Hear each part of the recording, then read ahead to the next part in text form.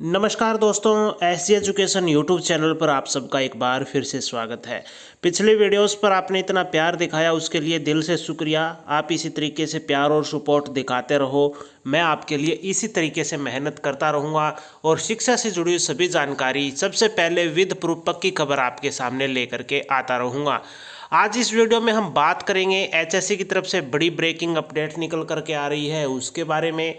नए सीईटी में एक बड़ा बदलाव किया गया है उसके बारे में। पेंडिंग रिजल्ट का क्या होगा, वेटिंग लिस्ट की ज्वाइनिंग कब होगी उस पर भी बड़ा फैसला आया है उसके बारे में। कट ऑफ से ज़्यादा अंकों वालों के लिए एक बड़ा फैसला आया, उनको क्या करना होगा, उनको कैसे बेनिफिट मिलेगा उसके बारे में।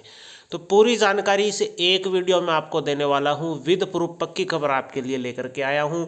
वीडियो थोड़ी लंबी हो सकती है तो वीडियो को बीच में छोड़ के नहीं जाना है, वीडियो को पूरी ज़रूर देख लेना। और वीडियो पर एक लाइक अभी से बनता है तो फटाफट लाइक कर दीजिएगा। चलिए दोस्तों आगे बढ़ते हैं और वीडियो की शुरुआत करते हैं। तो देखिएगा आज के दैनिक सवेरा न्यूज़पेपर की कटिंग्स मैं यहाँ पे दिखाता हूँ आपको, जिसमें क्लियर कहा गया है। सबसे पहले सीईटी के बारे में बात करते हैं। देखिएगा, हरियाणा सरकार सीईटी में करने जा रही है संशोधन, सामाजिक आर्थिक मानदंड हटाए जाएंगे। यानी कि आप सबको पता है कि कोर्ट ने तो डिसीजन दे दिया है कि आपका जो सामाजिक आर्थिक मानदंड के जो 5 नंबर है वो हटाने हैं। अब जो सीईटी होगा उसमें किसी भी तरीके से इन नंबर को ऐड नहीं करना है। लेकिन आपको पता है कि कोर्ट के आदेश के बाद में जो है सरकार उस पर मंथन करती है, संशोधन पास करती है, उसके बाद इनको हटाया जाता है। ठीक है दोस्तों, तो उस पर इस वीडियो में पूरी डिटेल में दिया गया है। मैं आपको बता देता हूँ क्या कुछ दिया गया। देखिएगा, आगामी 31 दिसंबर तक आयोजित करना है सीईटी टेस्ट। ये देखिएगा दोस्तों, यानी कि 31 दिसंबर से पहले पहले जो सीईटी का जो टेस्ट है ना, पेपर, वो लेना है। ठीक है दोस्तों, यहाँ पर क्लियर दिया गया है। आगे पढ़िएगा डिटेल में क्या कहा गया है।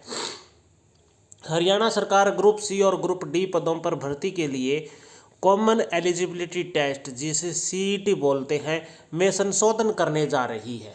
ठीक है दोस्तों, इसका मुख्य कारण पंजाब एवं हरियाणा हाई कोर्ट की तरफ से सामाजिक आर्थिक मानदंड के अंक समाप्त करना है। सीईटी देने के इच्छुक युवाओं की भी मांग है कि सीईटी में संशोधन किया जाए। इसकी मुख्य मांग है कि सीईटी पास उम्मीदवारों को सीईटी क्वालिफाई माना जाना चाहिए। ठीक है दोस्तों, क्या माना जाना चाहिए? CET qualify. ये जो है युवाओं की मांग है। ठीक है दोस्तों, ताकि इस टेस्ट के आधार पर होने वाले पदों की भर्ती प्रक्रिया में वे भी भाग ले सकें, मुख्य परीक्षा में वे भी बैठ सकें। अभी सीईटी के पास उम्मीदवारों में से 4 गुना को शॉर्ट लिस्ट करने का प्रावधान है, मगर वास्तव में ये 4 गुना भी शॉर्ट लिस्ट नहीं हो पाते हैं। किसी किसी कैटेगरी और पद में तो यह 1.5 गुना ही रह जाते हैं। इनकी मांग है कि तकनीकी पदों के लिए अलग से सीईटी होना चाहिए। यानी कि जो टेक्निकल पोस्ट होती है ना, उनके लिए ये माना जाता है कि सीईटी का अलग से एग्ज़ाम होना चाहिए। एक समान पदों की सामान्य योग्यता वाले के लिए एक सीईटी हो सकता है। अगर ग्रुप अनुसार उन्हीं कैटेगरी और पदों को ग्रुप में शामिल किया जाए जिनकी योग्यता एक जैसी हो। अगर किसी पद के लिए अनुभव जरूरी है तो भी उसका अलग नॉलेज टेस्ट होना चाहिए। प्रदेश सरकार की तरफ से अभी सीईटी पास उम्मीदवारों में 4 गुना के बजाय 7 गुना शॉर्ट लिस्ट करने पर विचार चल रहा है। यानी आपने देखा हो, पहले 4 गुना का कहा गया था, अब कहा जा रहा है कि 7 गुना को जो है शॉर्ट लिस्ट किया जाएगा। आगे जो है ये विचार चल रहा है हरियाणा सरकार के द्वारा। आगे देखिएगा, मगर अंतिम फैसला मुख्यमंत्री नायब सिंह सैनी के सत्र पर होना है। हर साल सीईटी कराने का प्रावधान जस का तस रहने की संभावना है। यानी कि हर साल जो कराना है उस फैसले पर जो है सरकार यही रहेगी कि हाँ हर साल करवाना है, लेकिन अभी तक ऐसा हुआ नहीं है। आगे देखते हैं कितना हो पाता है। यह अलग बात है कि सीईटी अभी तक एक ही हुआ है, यानी कि इतने सालों में एक ही हुआ है, जबकि 3 साल के बीच लाखों युवा सीईटी देने के योग्य हो गए हैं। यानी 3 साल से एक ही बार हुआ है। कहा गया था कि हर साल होगा, मगर सीईटी आयोजित न होने के कारण वे भर्ती प्रक्रिया में शामिल नहीं हो सके। आंसर की के आधार पर ज़्यादा अंक वालों की समस्या का समाधान हो चुका है। यानी कि आंसर की के आधार पर जिनके जो है ज़्यादा अंक थे ना, उस समय समस्या का समाधान हो चुका है। आपको ग्रीवेंस लगाने की बोला गया था और ग्रीवेंस के बाद में उस आधार पर जो है एक बार फिर से लिस्ट जारी एक और होनी है और एक लिस्ट हो ही चुकी है, आपको पता ही है। अब रिजल्ट घोषित हुआ तो कुछ उम्मीदवारों ने दैनिक सवेरा से संपर्क कर बताया कि आंसर की के अनुसार उनके अंक ज़्यादा है, मगर चयन सूची में कम अंक वाले उम्मीदवार शामिल हैं। दैनिक सवेरा ने पूछा था, आयोग ने बताया कि कुछ उम्मीदवारों से इस संबंध में समस्या का पता चला था, उसका समाधान हो चुका है और संशोधित रिजल्ट जारी हो चुका है। यानी कि दोबारा से जो रिजल्ट आया था वो संशोधन करके आया था, क्योंकि कुछ ऐसे कैंडिडेट थे जिनके आंसर की से जो है ज़्यादा नंबर आ रहे थे, आधार पर जो नंबर आए थे उनके ज़्यादा आ रहे थे, तो उनको ग्रीवेंस लगाने के बोला था और ग्रीवेंस के बाद में एक बार फिर से संशोधित रिजल्ट डाल दिया गया है। ये उनके बारे में अपडेट है दोस्तों, जिनके जो है आंसर की से ज़्यादा नंबर थे। ठीक है, उसके बाद में ये भी पढ़िएगा, कॉमर्स ग्रुप का रिजल्ट घोषित किया जाए, उम्मीदवारों का ये कहना है। कॉमर्स ग्रुप का पेपर देने वाले उम्मीदवारों ने दैनिक सवेरा से मांग की है कि हरियाणा कर्मचारी चयन आयोग ने उनके ग्रुप का फाइनल रिजल्ट घोषित नहीं किया है। उन्होंने यह भी जानकारी दी कि एलडीसी पद पर रोक है, मगर अन्य पदों पर रोक नहीं है, इसलिए एलडीसी पदों को छोड़कर शेष पदों का रिजल्ट घोषित किया जाए। उधर दैनिक सवेरा के पूछे जाने पर हरियाणा कर्मचारी चयन आयोग ने बताया कि यह सही है, एलडीसी रिजल्ट पर रोक है, मगर चूंकि पूरे ग्रुप का एक पेपर हुआ है, इसलिए पूरे ग्रुप का रिजल्ट घोषित नहीं किया गया है। आयोग ने यह भी कहा कि जब रिजल्ट से रोक हटेगी तभी कॉमर्स ग्रुप का रिजल्ट आएगा। ठीक है दोस्तों, ये यहाँ पर क्लियर कर दिया गया है कॉमर्स वालों के लिए। तो ये अपडेट निकल करके आ रही थी सीईटी के रिगार्डिंग, और जिन बच्चों के जो नंबर है आंसर की से ज़्यादा थे उसके रिगार्डिंग भी यहाँ पर। ठीक है दोस्तों, चलिए एक अपडेट और है, उस पर भी नज़र घुमा लेते हैं। तो देखिएगा इसमें क्या क्या कहा गया है।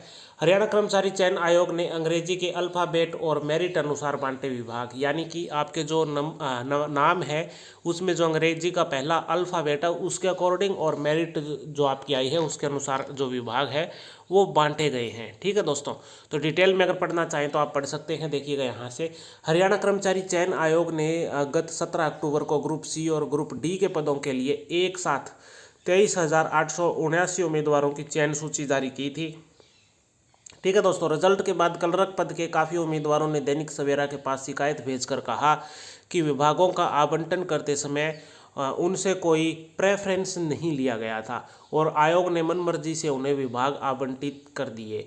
उन्होंने कहा कि 2015 और 2019 में कलरक चयनित उम्मीदवारों से विभाग बारे में प्रेफरेंस मांगी थी। उन्होंने यह भी कहा कि ग्रुप डी के चयनित उम्मीदवारों से भी विभागों के बारे में प्रेफरेंस मांगी थी, मगर इस बार 2024 में आयोग ने मेरिट वाले उम्मीदवारों के कम महत्व वाले विभाग आवंटित कर दिए और कम मेरिट वालों को ज़्यादा जो महत्व वाले विभाग है वो आवंटित कर दिए हैं।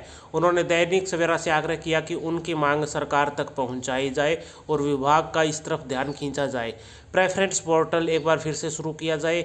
ग्रुप डी के उम्मीदवारों ने दैनिक सवेरा से आग्रह किया कि ऐसे बहुत उम्मीदवार हैं जो पहले ग्रुप डी में चयनित है और अब उनका ग्रुप सी पदों के लिए हो गया है, जिसके कारण ग्रुप डी के हज़ारों पद खाली रह गए हैं। उन्होंने आग्रह किया कि ग्रुप डी के रिक्त पदों की चयन सूची जारी की जाए ताकि ग्रुप डी के रिक्त पदों को एक बार फिर से भरा जा सके।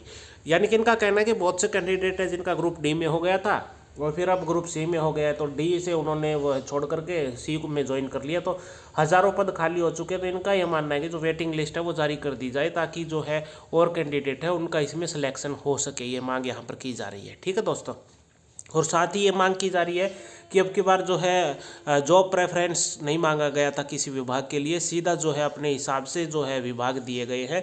तो इस पर भी कहा गया कि एक बार फिर से जॉब प्रेफरेंस पोर्टल खोल करके यहाँ पर प्रेफरेंस मांगा जाए, उसके बाद ही भर्ती की जाए ताकि सभी को अपने अनुसार जो है विभाग मिल सके। ठीक है दोस्तों, लेकिन सरकार का यह कहना है कि हमने अंग्रेजी के अल्फ़ाबेट अनुसार और मेरिट अनुसार जो है विभाग बांट दिए हैं।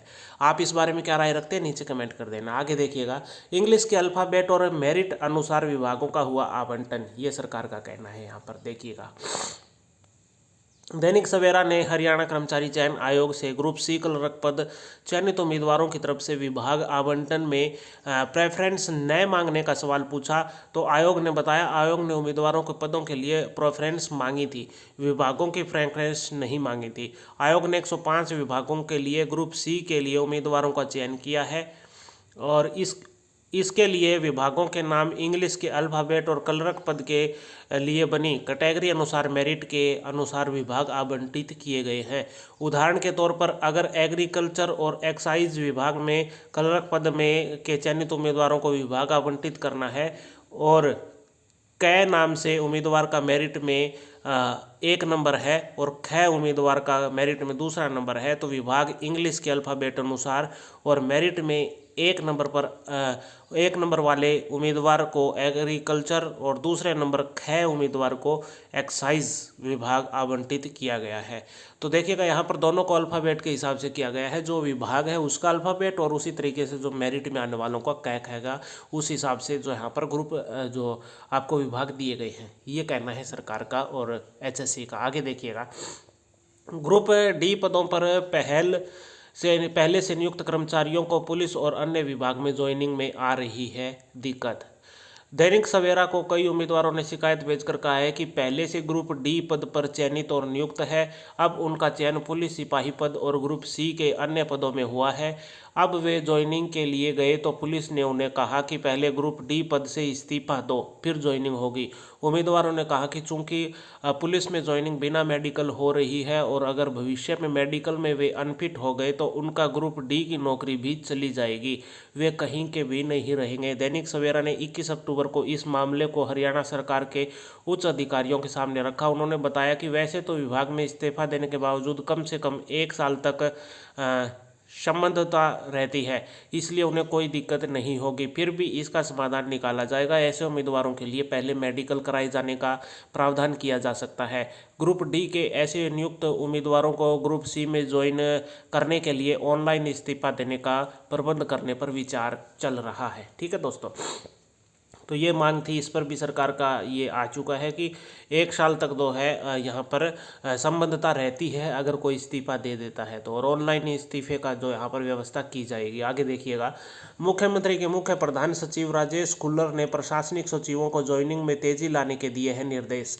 मुख्यमंत्री नायब सिंह सैनी के मुख्य प्रधान सचिव राजेश खुल्लर ने सोमवार 21 अक्टूबर को कमेटी रूम में प्रशासनिक सचिवों के साथ ज्वाइनिंग बारे मीटिंग की।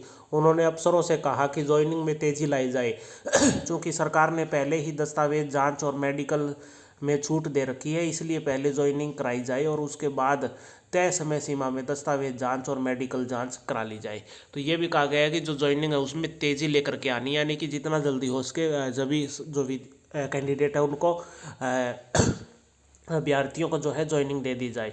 आयोग ने ग्रुप सी के 21,184 और ग्रुप डी के 2,695 पदों की चयन सूची जारी की थी। ठीक है दोस्तों, यहाँ पर ये टोटल आंकड़ा भी यहाँ पर दे दिया गया है दोनों पदों का। तो कुछ इस तरीके से आज की बड़ी अपडेट निकल करके आ रही थी। उम्मीद है इस एक वीडियो में आपके सभी डाउट क्लियर हो गए होंगे। अभी भी कोई डाउट रहता है तो नीचे कमेंट कर दीजिएगा। जल्दी मैं एक सेपरेट वीडियो और लेकर के आऊँगा आपके लिए। तब तक इस वीडियो को ज़्यादा से ज़्यादा शेयर करो ताकि सभी के मन में जो डाउट है वो क्लियर हो जाए। तो शेयर जरूर कर देना, वीडियो को लाइक करना, चैनल को सब्सक्राइब करो। इसी तरीके से शिक्षा से जुड़ी सभी जानकारी सबसे पहले विद प्रूफ पक्की खबर पाने के लिए मिलता हूँ अगले वीडियो में किसी नई अपडेट के साथ। तब तक नमस्कार, जय हिंद, जय भारत।